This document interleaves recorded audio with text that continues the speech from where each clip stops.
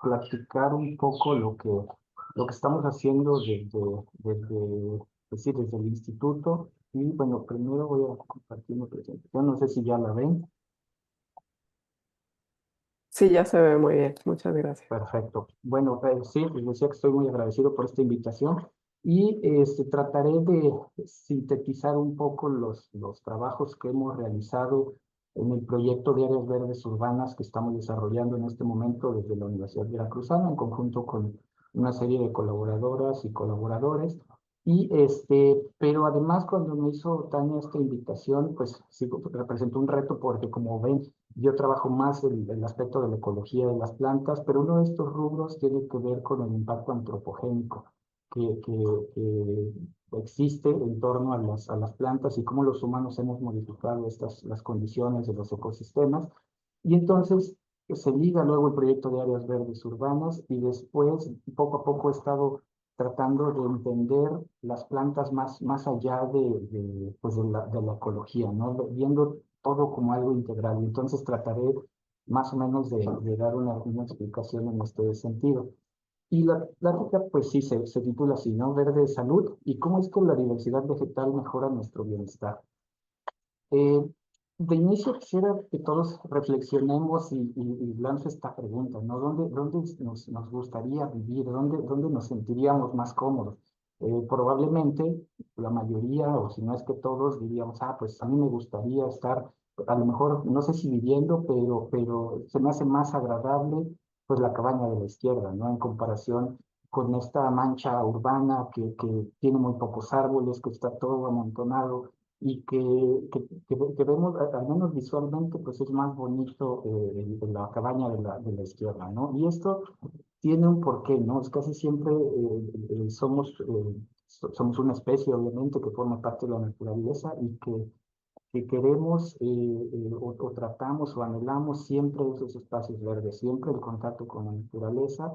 Aunque a muchas personas digan que no les gusta, casi siempre terminamos viendo o beneficiándonos de los espacios verdes.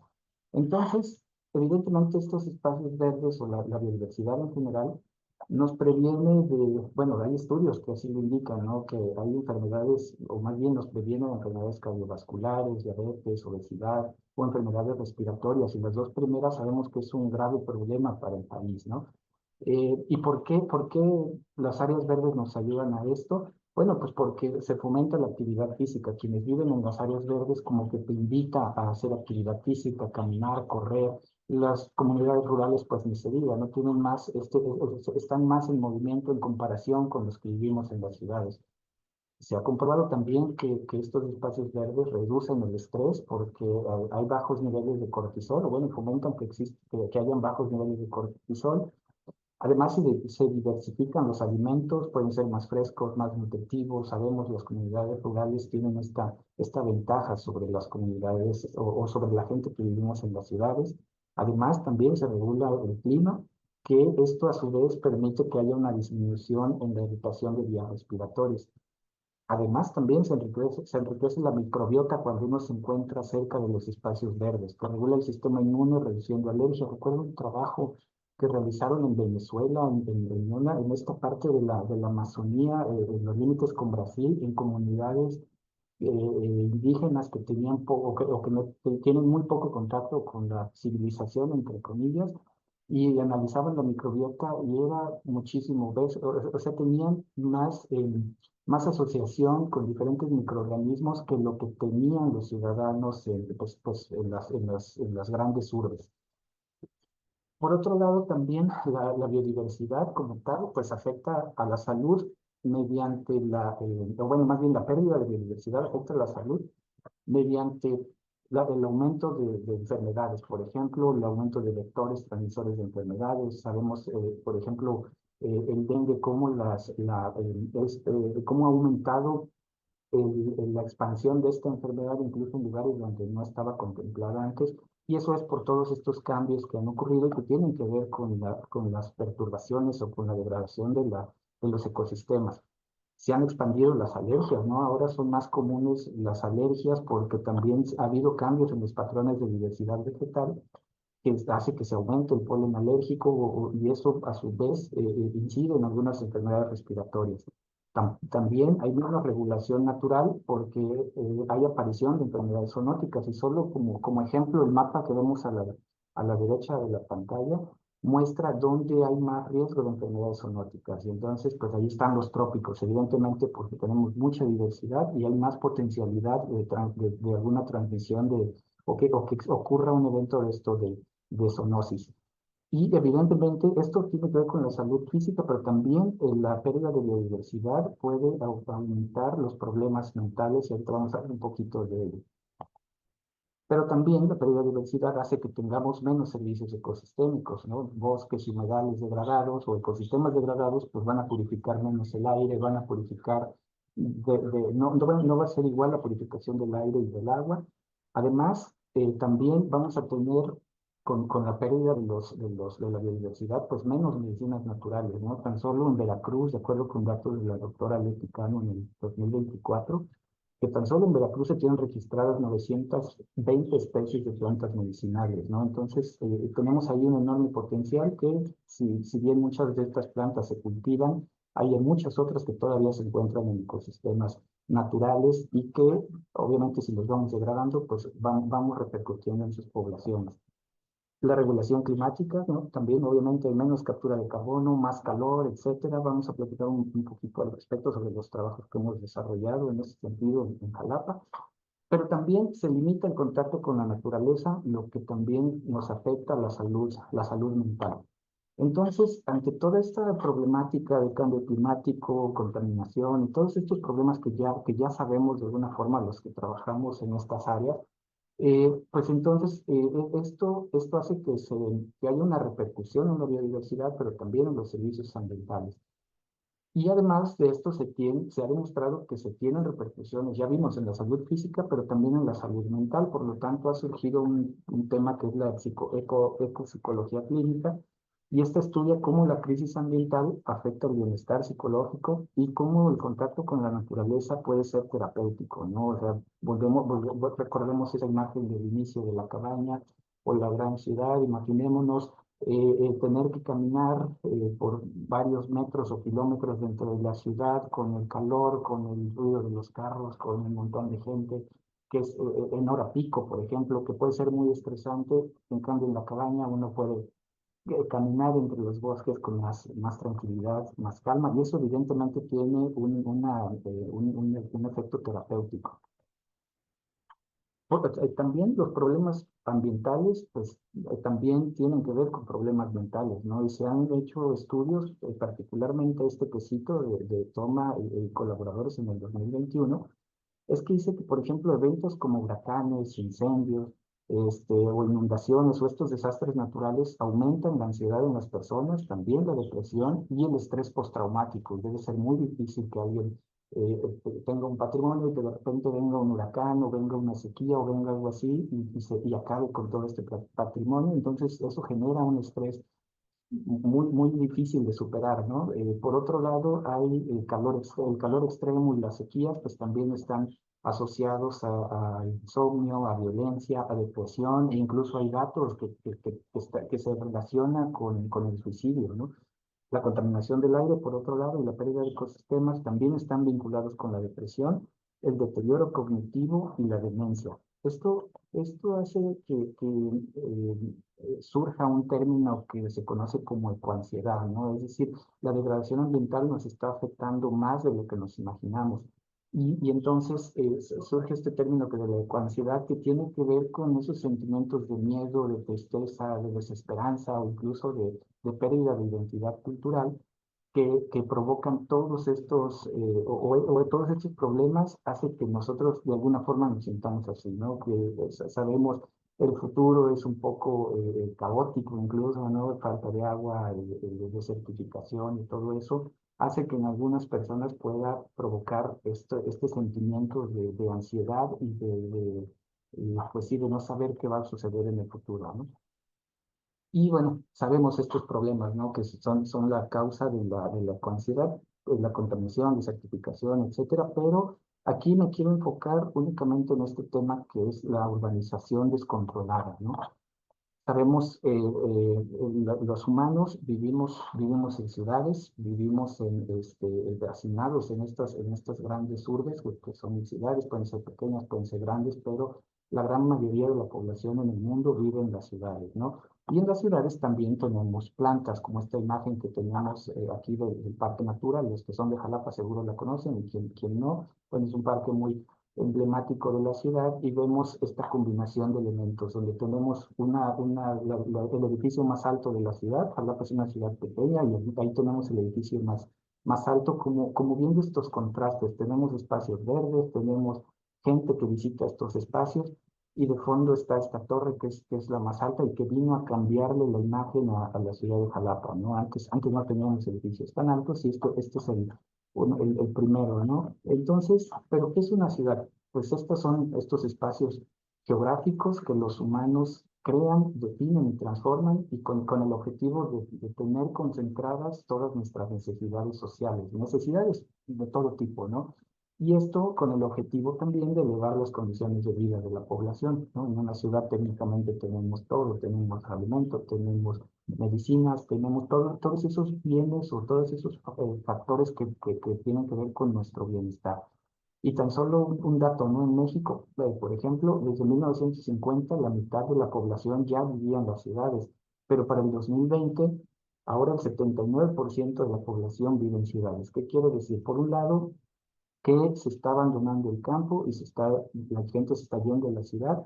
Eso puede ser bueno si uno lo piensa desde el punto de vista de la recuperación de los ecosistemas, pero puede ser malo si uno lo piensa desde la perspectiva de cómo, ahora quién está cultivando el campo, por ejemplo, o qué implica el hecho de que las ciudades crezcan y crezcan y sigan creciendo. No es mucha demanda de recursos que evidentemente hay que traerlos desde fuera de las ciudades para satisfacer la demanda, pues del 79% de la población.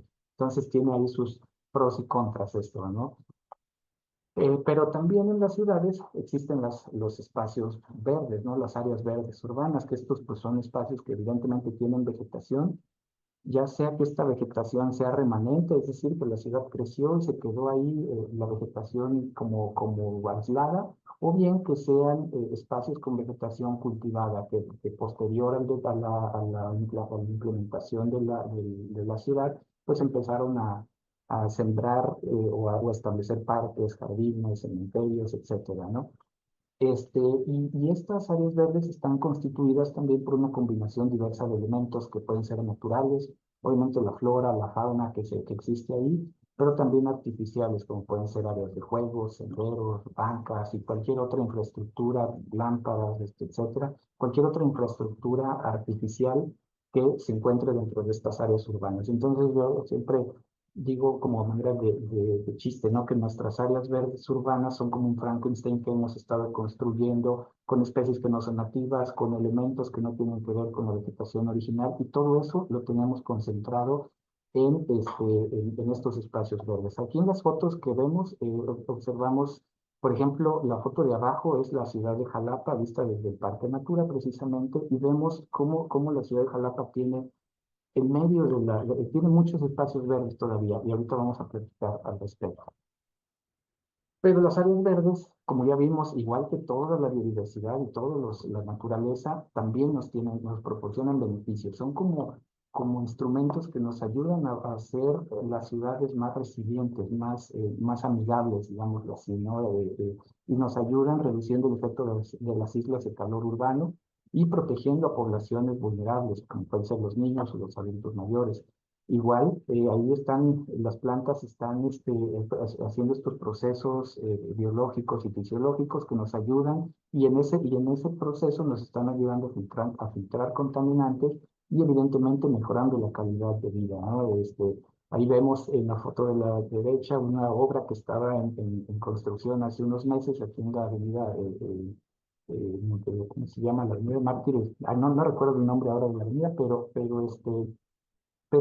vemos cómo ese efecto de la sombra de los árboles hace que, aún con el tráfico, estar ahí sea un poco menos desagradable que si estuviéramos sin esos árboles, ¿no? Ayudan a la captura de carbono y regulación del ciclo del agua y también protegen la salud y al mismo tiempo conservan la biodiversidad remanente en las ciudades. Es decir, todavía son refugios de biodiversidad, son los últimos bastiones de algunas especies que quedaron ahí aisladas dentro de las ciudades. Y eso es evidentemente muy importante desde todas estas perspectivas que tienen que ver con la salud física, la salud mental, pero también tiene que ver con la conservación de los recursos naturales. Entonces, esta diversidad vegetal mejora el bienestar de las personas, ¿no? Ya vemos que se reduce el estrés, o sea, nos ayuda con estos problemas mentales que se pudieran generar si no existieran estas áreas. Y actividades como pasear en parques o caminar en los bosques, pues van a mejorar nuestro estado de ánimo, bajando una vez más los niveles de estrés y a su vez favorece la concentración. Vemos también muy común, mucha gente que va a estudiar, va a leer, va o simplemente va a descansar a los espacios verdes porque son frescos, porque son agradables, porque el sonido del viento, el sonido de los pájaros, etcétera, siempre nos evoca otro tipo de sensaciones diferentes a las que encontramos en una avenida a una hora pico, ¿no? Entonces, esta diversidad vegetal y los paisajes naturales nos ofrecen una resiliencia psicológica. Ya vimos que nos ayudan con los servicios ecosistémicos, ayudan a la biodiversidad, pero a los humanos también nos están dando un estado de bienestar psicológico y esto pues obviamente fomenta la esperanza y a su vez fortalece la cohesión social. También es cierto, muchas áreas verdes son espacios de encuentro entre las comunidades. Y esto es una especie de resumen. Otra fuente, simplemente la PNC, nos hace esta especie de resumen. Es una imagen que me gusta mucho porque ¿qué tan importantes son los árboles o la vegetación dentro de las ciudades que nos ayudan con todo esto, ¿no? Nos filtran el aire, refrescan el ambiente, nos ayudan con enfermedades físicas, protegen la diversidad, nos ayudan a manejar el agua, incrementan incluso el valor de la propiedad en los vecindarios. Cada vez vemos áreas donde se encuentran cercanas a espacios verdes y el valor económico de esas casas es mucho mayor que el que está fuera de esos ambientes, ¿no? Entonces, con todo esto, bueno, pero además, las plantas y la diversidad en general nos ayudan en estos espacios verdes, pero también podemos tener terapia dentro de las casas, ¿no? Y aquí ponemos un artículo, bueno, la cita de un artículo donde evalúan justamente esto y se dieron cuenta que especies como las que vemos ahí, que la de la izquierda es la cuna de Moisés y la derecha es algo que le llaman planta de salón o planta de hierro o planta de fierro, que son especies que se ha visto que liberan moléculas volátiles, que estas a su vez nos ayudan a mejorar la calidad del aire, porque nos ayudan también a reducir los contaminantes que tenemos comúnmente en casa y que quizá no nos damos cuenta, que pueden ser el benceno o el formaldehído. Y estos los podemos tener en casa en los cosméticos, en la queratina que se usa para el cabello, o estos tratamientos para el cabello, en las emisiones de automóviles, en pinturas u otro tipo de productos domésticos, ¿cómo se llaman? En materiales de limpieza y demás, ¿no?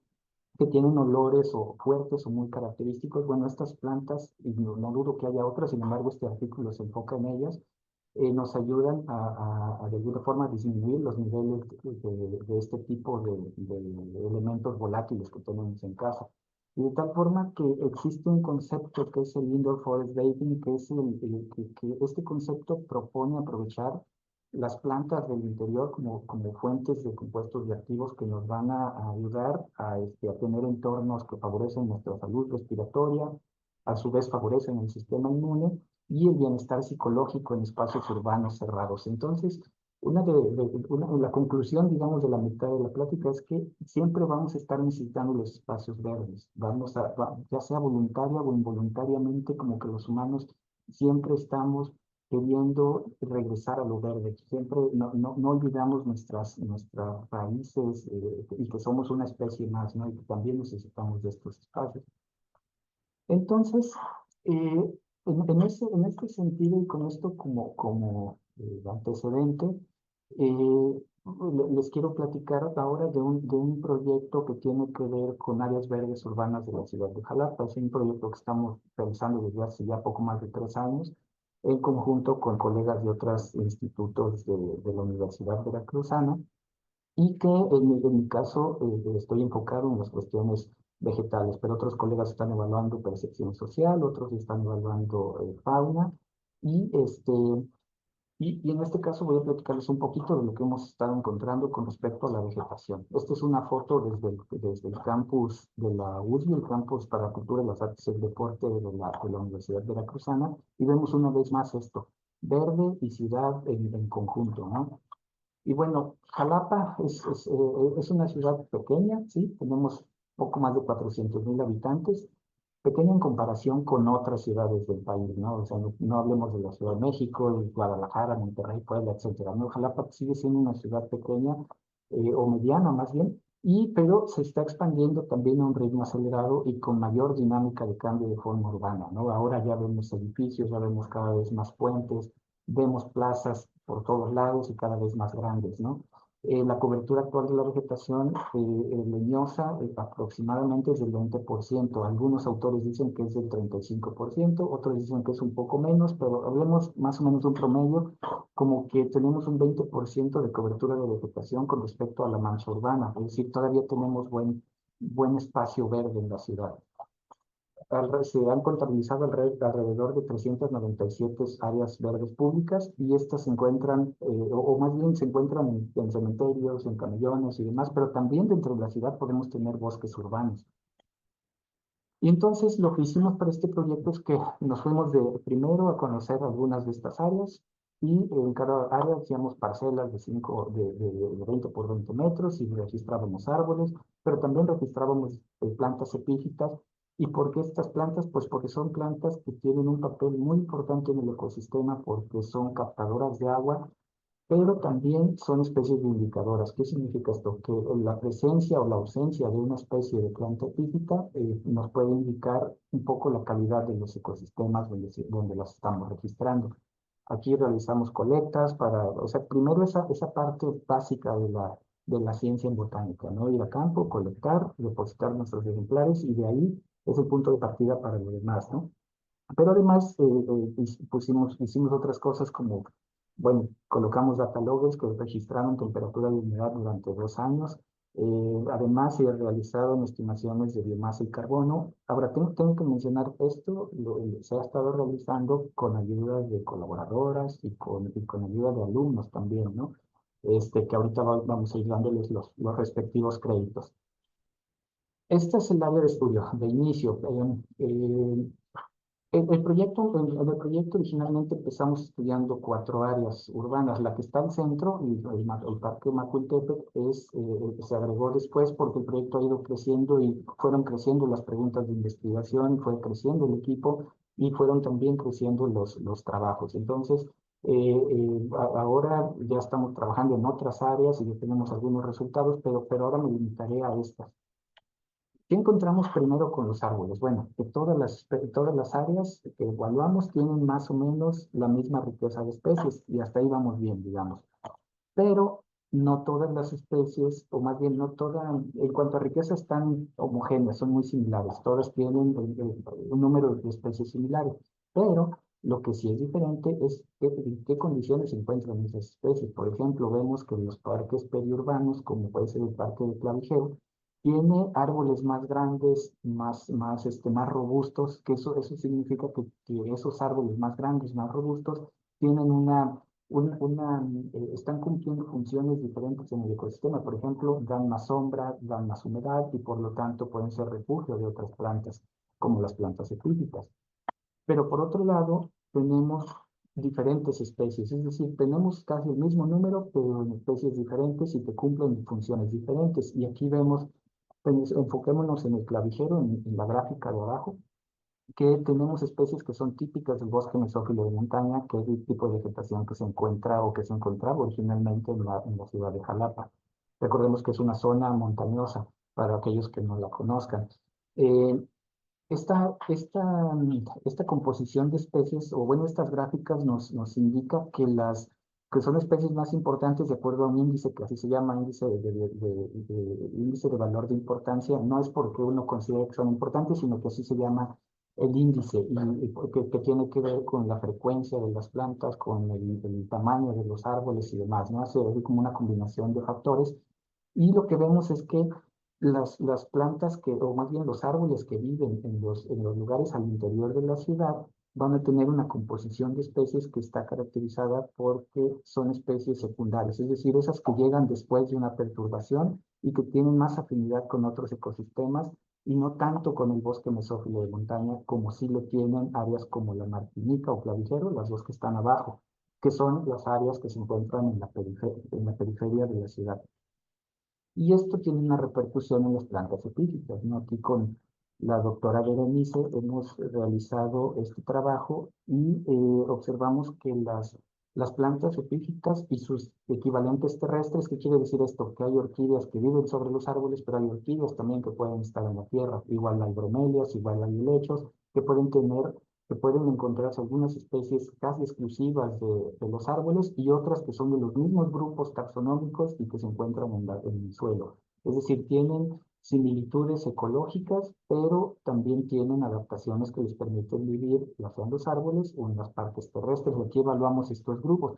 Y entonces lo que vemos es que en esos sitios que tienen una mejor estructura de la vegetación y tienen mejores condiciones o condiciones más cercanas más parecidas a un bosque mesófilo en mayor estado de madurez, son las que tienen el mayor número de plantas epífitas. Evidentemente, como les decía al principio, muchos de estos grupos son indicadoras de conservación y entonces nos está hablando que esos bosques de la periferia se encuentran en mejores condiciones para que puedan sobrevivir estas especies. Sin embargo, en los que están al interior de la ciudad vemos que esta riqueza disminuye. Permítanme poner el puntero. Aquí está. Entonces, estas especies, perdón, sí, estos grupos disminuyen, es decir, al interior de los bosques hay menos plantas epífitas. Y eso tiene que ver con la composición de árboles que les decía. Son árboles secundarios que no permiten el establecimiento o no permiten que muchas de estas especies epífitas puedan tener o que se encuentren bien o encuentren condiciones favorables en estos árboles de vegetación secundaria que están al interior de las ciudades. Y de esta forma encontramos estas especies indicadoras que solamente las podemos ver en lugares que tienen mayor estado de madurez en los bosques. Y estas las encontramos en las áreas de la periferia. Y por otro lado, encontramos otras especies que están al interior de las ciudades que tienen adaptaciones para poder sobrevivir condiciones estresantes como pueden ser la insolación, la sequía o que aguantan todo, ¿no? Como esta que vive en cables, ¿no? Esta Tillandsia recurvata que ellas dicen, bueno, a mí pongo un cable y yo aquí soy feliz, ¿no? No tengo problema, ¿no? ¿Y esto qué tiene que ver? Aquí con otro alumno, con Jessica, es una alumna de la maestría, evaluamos los rasgos morfológicos de algunos helechos que son muy comunes en las áreas verdes urbanas y vemos que se formaron dos grupos principales. Enfoquémonos en esto, las que tienen mayor área foliar y las que tienen mayor contenido de masa seca, es decir, las de este lado, a la derecha de la gráfica. Estas son plantas que tienen una estrategia de producir hojas grandes, robustas, tienen mayor posibilidad de capturar luz por cada hoja y esto es ventajoso en ambientes sombreados y húmedos que encuentran justamente en estas áreas de la periferia. También en la periferia de la ciudad encontramos hojas delgadas, menos tolerantes al estrés, pero también asociadas a lugares muy sombreados. Y en el centro tenemos una mancha de puntos indescifrables que significa que todo el resto de las especies tiene rasgos o tiene adaptaciones morfológicas que están que les son útiles para vivir en condiciones estresantes que ofrecen las ciudades. Es decir, en las ciudades puede ser que perdamos riqueza de especies, puede ser que perdamos sí, riqueza, pero también vamos a perder funciones ecológicas. Sin embargo, bueno, no parezca una crítica a las áreas verdes, son muy importantes, ¿no? Solo que desmenuzando un poquito, esto es lo que estamos encontrando. Y también en el aspecto de los servicios ecosistémicos hemos encontrado cosas interesantes, ¿no? Por ejemplo, pongo como servicios ecosistémicos una serie de fotografías de lo que hemos encontrado en estos espacios verdes y pongo plantas epífitas, ¿no? Por ejemplo, veamos esta bromelia que consideremos que estamos en el bosque mesófilo de montaña, donde supuestamente tenemos una gran cantidad de niebla. Esta niebla llega, choca con los árboles y con estas plantas y entonces estas la retienen y la reintegran al ecosistema. Si no tuviéramos esta vegetación y estas plantas epífitas no estuvieran ahí, probablemente esa humedad se seguiría derecho y se perdería en este ambiente, ¿no? Entonces, pero ¿qué encontramos con esto, no? Ya vamos contando un poco de historia. Tenemos áreas verdes, pero no todas tienen la misma calidad, no todas tienen la misma composición, no todas tienen la misma cantidad de especies y las mismas formas o las mismas estrategias adaptativas. Pero entonces, ¿eso por qué o cómo está influyendo? Pues vemos aquí, recuerdan que les dije que pusimos data loggers, bueno, aquí están los resultados. Esta es la comparación de las áreas verdes. Y vemos que las áreas del interior de la ciudad, esas que tienen una estructura de bosque diferente o que es que es menos similar a los bosques originales, pues estamos viendo que hay picos de temperatura que a veces superan hasta los 5 grados, ¿no? En algunos momentos de los años que se analizaron. Pero también vemos algunas, que esas mismas, que están perdiendo mucha humedad. Y eso es la comparación entre sitios, entre las diferentes áreas urbanas, ¿no? Entonces ahí ya podemos seguir entendiendo por qué tenemos menos epífitas en estos lugares y eso es una consecuencia entonces de que están al interior de la ciudad y que además la composición de especies es diferente a la que está fuera de las ciudades, ¿no? Pero por otro lado, aquí con datos de la alumna Jazmín Contreras, que está estudiando el posgrado en biología integrativa, con ella de esos datos que teníamos al interior del bosque, los comparamos con las estaciones que están cercanas o están en la zona de influencia de esas áreas verdes. Y así vemos, por ejemplo, que en las ciudades la temperatura puede aumentar hasta casi 5 grados centígrados con respecto a lo que se encontró en las áreas verdes. Y veamos este ejemplo. Este es el campus CAT de la Universidad Veracruzana y estos son datos de la Facultad de Instrumentación Electrónica que está ahí a menos de 1 kilómetro.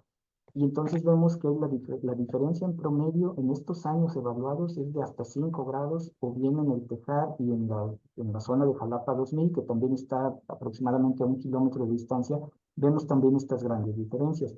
Y por otro lado vemos el Clavijero, que es una área periurbana, y vemos también una estación biológica que está en Briones, es decir, a las afueras de la ciudad. Si bien está en una comunidad, pero también esta comunidad tiene mucho verde todavía. Entonces ahí las diferencias no están tan marcadas como si lo vemos en estas dos estaciones que se encuentran inmersas dentro de la mancha urbana.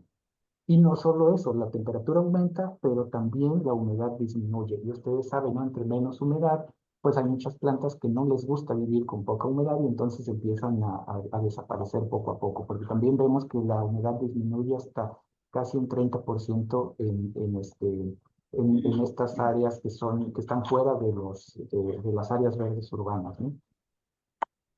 Y luego, ¿qué pasa con el carbono? Bueno, ahí Jazmín se estuvo peleando con los datos de la densidad de madera y bueno, hay toda una serie de matemáticas que se aplican aquí, pero ¿qué observamos ya digerido, digamos, ¿no? Que vemos que el área periurbana de Clavijero, recordemos, esa es la que tiene condiciones mejores del bosque, que tiene especies más grandes, especies de árboles más grandes y que son las especies originales de los bosques mesófilos, pues estamos viendo que retienen más carbono. En promedio, un poquito más de 30 toneladas de carbono por hectárea, es decir, son 30 toneladas en una hectárea del parque clavijero que no andan en el ambiente contribuyendo con el cambio climático.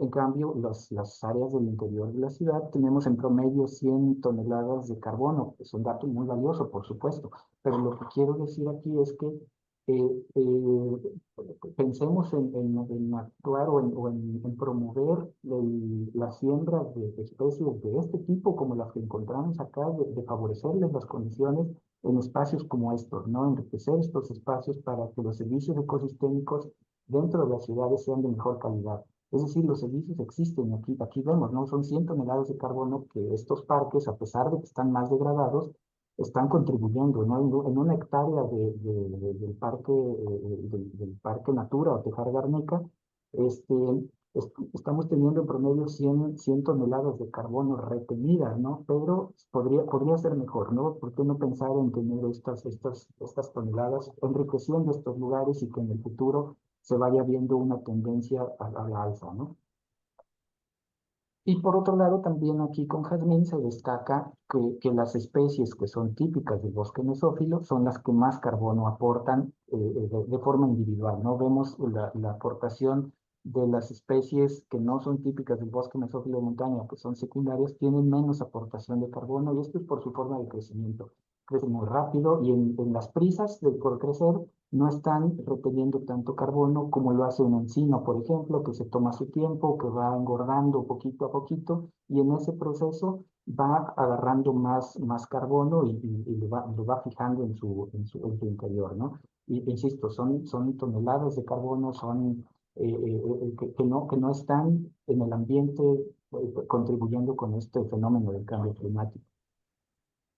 Sin embargo, pues también la desigualdad existe desigualdad en áreas verdes. Ya vimos, tenemos espacios verdes en Jalapa, no todos tienen la misma composición y la misma dinámica ecológica. Y también tenemos estas desigualdades en cuanto a las personas, ¿no? Que estamos teniendo o que necesitamos estos espacios verdes. Ya vimos que nos ayudan en muchos aspectos de nuestra salud física y emocional o física y mental. Y lo ideal es que todos tengamos espacios verdes a la mano, pero no es así, ¿no? Volvemos a esta imagen del interior y comparemos Jalapa esta es una imagen que tengo de internet de Ciudad Mesa, en el Estado de México, y vemos la comparación Jalapa, una ciudad mediana, 400,000 habitantes, con espacios verdes, y Ciudad Mesa, que se ve uno arbolito por aquí y otro por acá, medio aislados, no hay comparación en esto. Y entonces, pues evidentemente no todas las personas acceden a la misma naturaleza. Y claro que más áreas verdes pues van a representar menos desigualdades en salud, por todos esos beneficios que ya platiqué al principio. Entonces, ¿qué hicimos junto con la colega Samaria Armenta y un colega con Irving de la Facultad de Geografía y Samaria del Centro de Investigaciones Tropicales de aquí de la UD? Hicimos este capítulo del libro que está en prensa y eh, aquí se evaluaron las ciudades con mayor número de habitantes que se encuentran en el estado de Veracruz y se realizó el índice de vegetación de diferencia normalizada, que todo el mundo lo conoce como NDVI, que mide la vigorosidad o la cobertura forestal o digamos la salud de los bosques, por decirlo así un poco más traducido, de una región, ¿no? Entonces, lo que se hizo aquí es que se calculó este NDVI desde el 2016 al 2024 y la mala noticia pues es que en estas ciudades grandes este NDVI, es decir, el nivel de vigorosidad de los espacios verdes va a la baja en todos los casos. Hay algunas ciudades como Veracruz, Valente Díaz, que estos son datos del INEGI, ¿no? Entonces lo considera como algo separado, pero forma parte de la mancha urbana de Veracruz, Boca del Río, y vemos esto, ¿no? Que en el 2016 sus niveles de NDVI eran bajos y siguen bajando en los últimos años, ¿no? Siguen deteriorándose estas masas forestales dentro de las ciudades y así lo vemos en todas las ciudades, sean chicas o grandes del estado, bueno, más bien dentro de estas 20 más grandes, en todos los casos el NDVI disminuyó y ahí vemos Jalapa, ¿no? Teníamos un buen NDVI en el 2016 y este ha ido disminuyendo del 2020, o más bien del 2021 del 2022 a la fecha, ha ido en decremento. Sin embargo,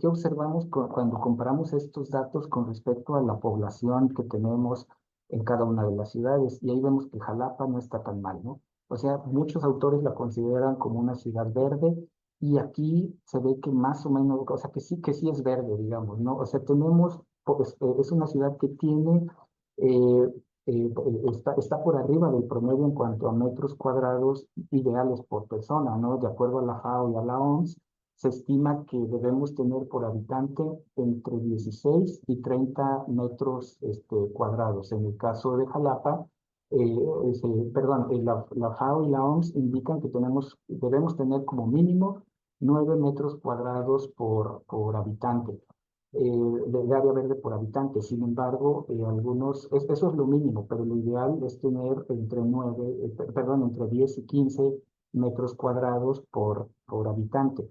Pero en Jalapa, de acuerdo a nuestro mismo estudio y a otro estudio de Carmona Ortega, tenemos entre 16 y 30 metros cuadrados de espacios verdes por habitante, lo cual, desde mi perspectiva, sí podemos llamar a la ciudad como una ciudad verde, ¿no? En comparación con Veracruz, por ejemplo, ¿no? Que es una ciudad muy grande y que no tienen casi espacios verdes, ¿no? La cantidad de metros cuadrados por habitante es muy baja, ¿no? Se me olvidó poner el dato aquí de cuánto es, pero bueno, evidentemente está por debajo del promedio, igual que en algunas otras ciudades como Coatzacoalcos, Orizaba, u otras como Córdoba, que ahí están en el promedio, ¿no? Que de acuerdo al número de habitantes y de acuerdo a los espacios verdes que tienen, bueno, pues como Córdoba digamos que está equilibrada, pero en el caso de Jalapa sí estamos por arriba del promedio. Entonces, se destaca por esto la ciudad, ¿no? O sea, ya vemos y a lo largo de la presentación hemos visto imágenes de muchos espacios verdes y que incluso en la ciudad tenemos bosques al interior de la ciudad y eso evidentemente tiene repercusiones o debería tener repercusiones en la salud mental y la salud física. Y ese es un campo muy interesante de evaluar, ¿no? Cómo están influyendo todos estos espacios verdes en algunos aspectos de la salud física y emocional. Y sé que algunos trabajos dentro del posgrado se están haciendo, o sea, están abordando estas temáticas. El propio trabajo de Jazmín está abordando esta situación también en la ciudad de Jalapa. Sin embargo, bueno, esos datos no los tengo aquí porque siguen en proceso. Entonces, ya para terminar esta plática, ¿qué podemos concluir? Que bueno, evidentemente, entre más sano tenemos un ecosistema, vamos a tener más posibilidad de tener bienestar físico y de tener bienestar mental, ¿no? Si tenemos ecosistemas saludables, vamos a tener buena salud física y mental.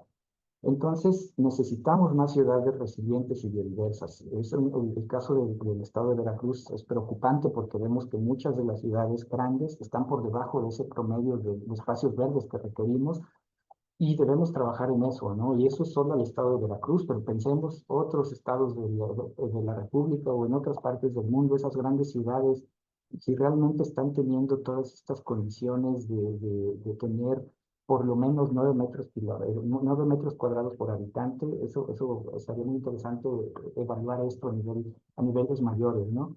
Eh, Necesitamos también que estas ciudades, tener más espacios verdes en las ciudades y si no se puede tener espacios grandes como parques o como bosques urbanos, pues sí podemos hacer acciones en casa, ¿no? Tener plantas en casa, techos verdes, para tener de alguna forma este contacto con la naturaleza, con las plantas, a nivel que nos pueda provocar esa sensación de bienestar y que también nos esté ayudando a través de los procesos fisiológicos de las plantas que nos estén ayudando a mejorar nuestra salud. Por otro lado, también es importante destacar que la presión que ejerce la urbanización sobre las áreas verdes, pues obviamente representa un mayor desafío para garantizar esos requerimientos mínimos de superficie verde por habitante. Jalapa es un buen ejemplo de ciudad verde, pero también es necesario detener la pérdida de cobertura vegetal y enriquecer los espacios que aún quedan. Si bien tenemos muchas bondades dentro de la ciudad, pero también vemos que en nuestros parques, en algunos es necesario hacer acciones que nos ayuden a enriquecerlos, ¿no? Para que nos puedan brindar, o bueno, para que brinden mejores servicios ecosistémicos, no desde el punto de vista antropocéntrico, es decir, ¿no? Que no se entienda que hay que ir a sembrarlos para que los humanos estemos bien. Sí es cierto, es parte de, pero que toda la biodiversidad que se resguarda en ellos, todos los servicios ecosistémicos que benefician al humano, pero también a las otras especies, que podamos asegurarlos en las ciudades a través de estos planes de enriquecimiento de estas áreas verdes urbanas, ¿no?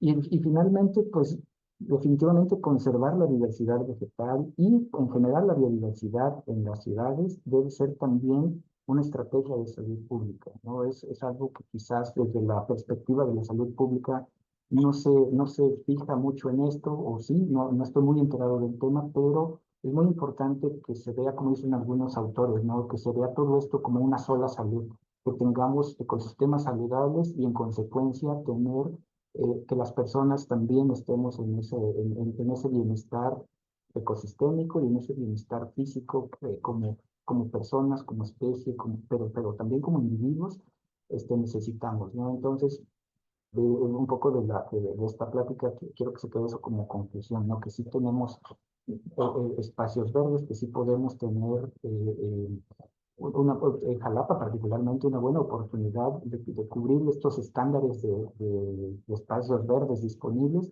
pero que hay que seguir manteniéndolos, hay que seguir peleando por nuestros espacios verdes y enriqueciendo nuestros propios, los espacios que ya tenemos, y también es una invitación a los tomadores de decisiones de salud pública que también volteen hacia esta parte, ¿no? Y que trabajemos todos en conjunto desde la academia, desde la parte social, desde los tomadores de decisiones y desde diferentes perspectivas académicas para poder pensar en esto que se dice de tener una sola salud, ¿no?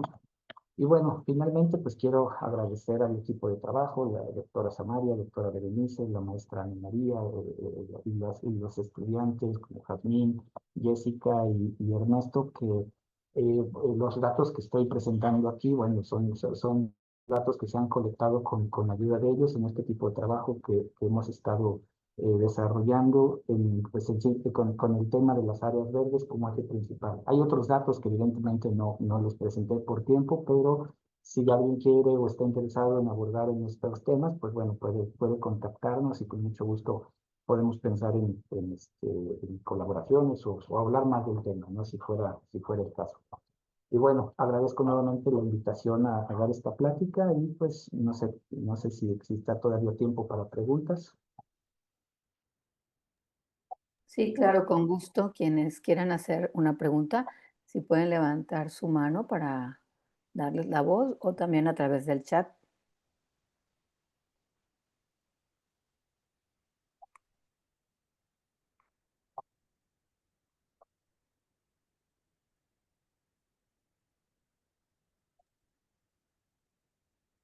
Bueno, en lo que se animan, yo sí quisiera preguntar y al mismo tiempo hacer un comentario. Me llamó mucho la atención esto que hablabas de las epifitas, de que son marcadores de salud de los hábitats. Y lo pensaba en términos de un cuento de un escritor colombiano que se mudó a vivir acá a Jalapa y con su experiencia de vivir aquí escribió un cuento que se llama Los Audes.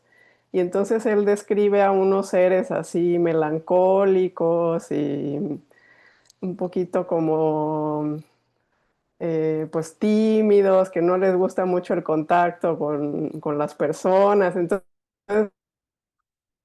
de pronto pensaba en las epifitas, en estos oscuras que les gusta pues estar rodeados de pues de sus mismos congéneres, no sé, pensaba como en esta asociación y en esto que tú decías de la salud mental de los seres humanos con estos ambientes verdes, ¿no? Y sobre todo en la presencia de estas epifitas que se están perdiendo pues, por esta pérdida de biodiversidad de los bosques mesófilos, ¿no?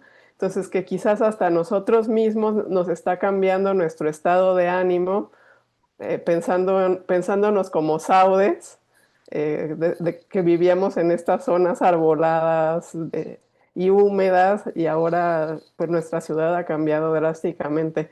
¿Tú qué piensas al respecto?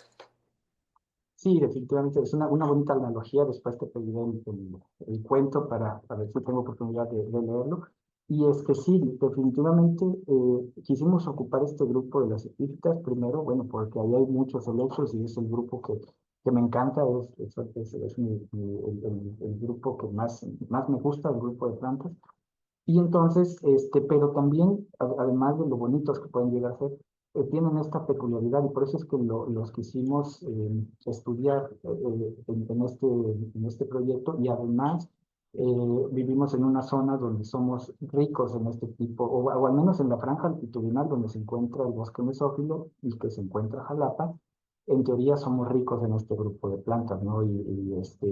Entonces los quisimos tomar como ejemplo y sí notamos algunas cosas buenas, como por ejemplo, que seguimos teniendo algunos grupos muy sensibles afuera de las ciudades, pero estos ya no pueden entrar a las ciudades por diferentes razones, porque las parques urbanos o los bosques que vayamos están literalmente son islas de vegetación rodeadas de una mancha urbana y es muy difícil quizás para muchas de estas plantas que puedan llegar. Y si lo logran hacer, pues a lo mejor las condiciones que están teniendo al interior de estos bosques, ya vimos, son más calientes, son más secos, a lo mejor ya no pueden establecerse y eh, y entonces ahí, ligándolo con lo que mencionas de estos entes tristes, estos entes que si pudieran, si pudiéramos hacer esa analogía, entonces pensaríamos que sí, muchas de estas epífitas se encuentran en esta situación, ¿no? O sea, ver que tus parientes, ver que tus congéneres ya no están pudiendo colonizar lo que antes a lo mejor sí pudieron, ¿no? Entonces es muy interesante el cuento, me gustaría en algún momento leerlo. Y sí, ¿no? Evidentemente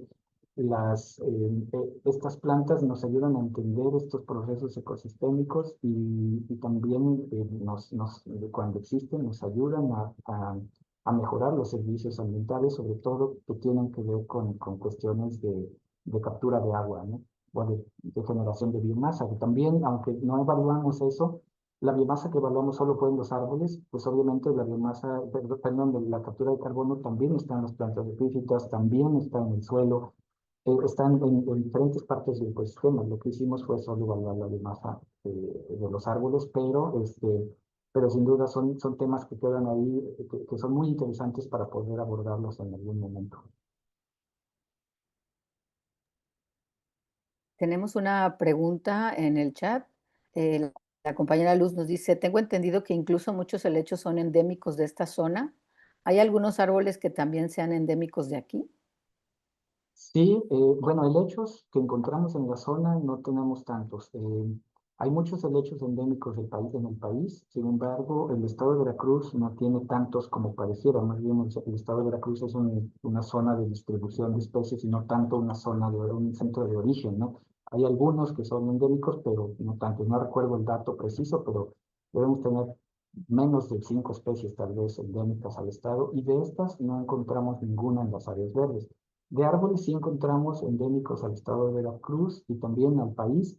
No tengo ahora el dato preciso, son algunas otras especies, no recuerdo cuál, pero sí, más allá de los endemismos, sí encontramos especies que están en peligro de extinción o que se encuentran dentro de la norma en alguna categoría de riesgo. Eso sí, también disculpen, no tengo a la mano la lista de las especies detalladas, pero bueno, si gustan se las puedo compartir posteriormente, pero sí encontramos especies endémicas al país y una o dos endémicas de Veracruz en cuanto a árboles y, y especies que se encuentran en alguna categoría de riesgo.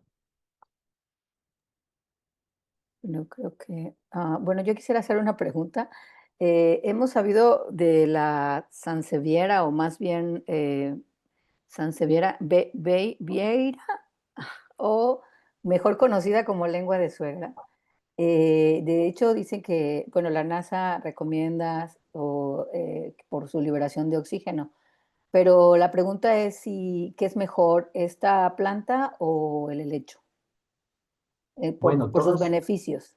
sí, todas van a estar produciendo oxígeno, digámoslo así, ¿no? Agarrando carbono, soltando oxígeno. Eh, Respecto a estas plantas en particular, no sabría decir porque no sé si esté estimado cuánto oxígeno está produciendo y como hay muy pocos estudios en ese sentido, tampoco se sabe, o al menos yo no sé con exactitud cuánto está produciendo en el lecho. Lo que sí es que desde esta perspectiva, cualquier planta es buena, ¿no? Los ejemplos que puse aquí hablaban específicamente de esos grupos Y curiosamente esas plantas no están en el país, pero sí tenemos digamos, sus parientes, ¿no? La cuna de Moisés, por ejemplo, sí la tenemos y no duro que estén cumpliendo también esas funciones que decía el artículo que cité de ayudar con la eliminación o bajar el nivel de ciertos contaminantes. Y no dudo que esta lengua de vaca o esta que mencionaba, esta sanguijuela, que existiera, que hubieran o sea, no sabría decirle si realmente, o sea, ¿qué es mejor, una u otra? Yo recomendaría, si puedes las dos, mejor, ¿no? Y si tienes espacio en tu casa, ponte una leche y ponte esta otra y bien, ¿no? O sea, entre más verde tengamos, creo que es mejor porque todas las plantas, dentro de sus funciones fisiológicas, van a estar ayudándonos indirectamente a nosotros como humanos, ¿no? Muchas gracias. Tenemos por aquí otra pregunta. Dice Alejandra Castrejón, doctor, sabemos que en Ciudad de México es está por debajo comparado con Jalapa, pero ¿qué propondría para mejorar esta situación? ¿Será que pueda marcar una gran diferencia ante los problemas actuales de inundación? Uy, una buena pregunta. La Ciudad de México es una ciudad enorme y ya con muchos problemas muy arraigados. Y o sea, es difícil ahora decir, bueno, pues quitemos edificios y sembremos espacios verdes, ¿no? Es muy difícil. Quizás se puede contribuir a través pues sí, de espacios verdes, de plantas en casa y ayudar un poquito, aunque ya es un problema muy grande, muy complejo. Yo lo que recomendaría es que la ciudad, evidentemente, puede seguir creciendo y más bien en ese crecimiento ir asegurando o ir haciendo una mejor distribución de los espacios, ¿no? O sea, si sigues teniendo espacios verdes, bueno, pues manténlos.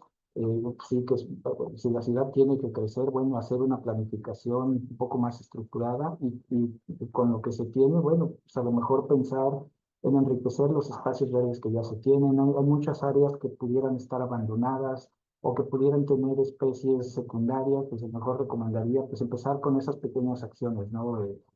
Agarrarse sitios que tienes a lo mejor detectados y que puedes meterle otro tipo de plantas que tengan este otro propósito de retener suelos, de retener, a lo mejor retener agua, pensar en cortezas grandes, pensar en maderas densas, pensar en una serie de estrategias para tratar de disminuir un poco y se ayudaría con las inundaciones, no lo sé, porque eso ya o sea, son problemas mayores en este caso, ¿no? Y estamos hablando que se involucran problemas que tienen que ver con la red de drenajes, con la cultura de tirar agua, con un montón de cosas que quizá si lo queremos abordar desde la vegetación nos quedemos cortos, pero se podría hacer algo a lo mejor a mínima escala pues solo eso se me ocurre y obviamente pensar si el crecimiento continúa, pensar hacerlo de manera más planificada.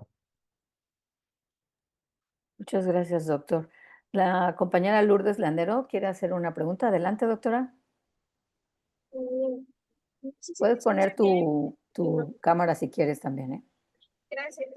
Lo que pasa es que están como haciendo una reparación cerca Ah, y se escucha mucho ruido. No sé si ustedes lo escuchan. sí, muy bien. Adelante. Ok, bueno, más que nada era sobre el comentario de la Sansevieria. Eh, en donde yo vivo hay muchísima humedad y tengo problemas respiratorios de hace mucho tiempo, y me generaba esa humedad mucho alergia, ¿no? Decía yo con nariz tapada, que una tosecita, que no se me terminaba de quitar. Incluso en un tutorial, el doctor César ya me vio cómo me puse, en diciembre, básicamente estaba yo todavía agripada y justo me recomendaron poner salseverias en mi recámara y justo en una pared donde había mucho moho que estaba generando esta humedad. Entonces empecé con una, la más larga, la llamada lengua de suegra, y después decidí empezar una colección de todas las especies de esta familia y todas las puse justo en donde están esa pared, y unas dentro de mi recámara. La verdad es que sí noté un cambio muy drástico, ya amanezco sin la nariz tapada, el moho de esa pared empezó a desaparecer, sin darme cuenta, pues ya son manchitas como muy, ya no tan perceptibles. Creo que bien se podría realizar algún estudio sobre esta planta, son plantas de interior, porque pues bueno, al menos yo sí estoy constatando que sí funciona, y pues en realidad son plantas de muy bajo mantenimiento, entonces pues podría ser una buena investigación ahí. Sí, claro, sin duda, todo lo que sume es bueno y qué bueno que a ti te funcionó. Y sí, la biodiversidad es tan vasta y tan amplia que tenemos plantas para ponerlas casi en cualquier imaginario, ¿no? Algunas que si necesitas cubrir una pared, hay plantas para eso. Si necesitas, no sé, este ejemplo que nos pones es un bonito ejemplo. Y sí, sin duda, hacen falta estudios, como siempre, no terminamos concluyendo que hacen falta estudios en muchas áreas del conocimiento. Esto es un tema muy interesante, ¿no? Poder hacer estas comparaciones, a lo mejor entre grupos taxonómicos o entre diferentes, ¿cómo decirlo? Sí, diferentes, sí, es que no sé, bueno, claros taxonómicos entre diferentes familias o diferentes grupos para poder ver si están teniendo las mismas, mismos resultados. No sé, hay un montón de un campo de conocimiento ahí muy interesante desde la perspectiva también de los volátiles, por ejemplo, ¿no? ¿Qué compuestos hay? Si estos pueden ayudar o no en solucionar o tratar de solucionar estos o mitigar estos problemas. O sea, es un campo muy interesante, muy fértil que se puede abordar, pero bueno, también tenemos mucha biodiversidad, muchos retos por delante y con problemas que ya los tenemos encima, ¿no? Entonces, pues todo lo que se obtenga, yo creo que suma y esta experiencia que nos compartes, Lourdes, pues sí es muy buena y es un tema interesante, ¿no? A ver qué está provocando a nivel químico, a nivel qué, ¿no? O sea, es muy interesante. Gracias por compartirlo.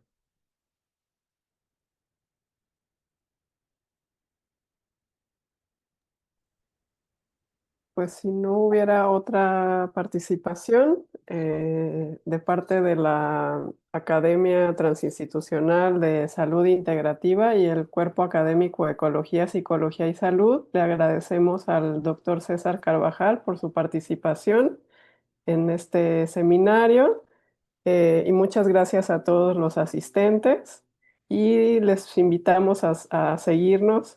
Vamos a estar con una canal próximamente de YouTube pues, con estas charlas. Y pues muchas gracias, César. Y pues si alguno o alguna tiene interés en participar con nosotros justamente en estas interacciones de otras disciplinas en la salud, que a veces como que dejamos de lado esta mirada, ¿no? Pensamos que solamente los profesionales de la salud tienen algo que decirnos y vemos con esta charla que nos dio el doctor César que en realidad podemos aportar todos y todas. Pues muchísimas Sí, gracias. sí, gracias a ustedes. Realmente cuando propusiste el tema, dije, "Ay, caray", y me puse a leer y realmente es muy interesante esta parte y esto de tratar de integrar todo es súper interesante y para mí algunas de estas cosas me fui leyendo para la presentación, pero luego me fui picando leyendo otras cositas y sin duda hay un campo ahí de oportunidad que se puede estudiar y bueno, ojalá salgan más trabajos o más colaboraciones que traten de integrar ambas cosas.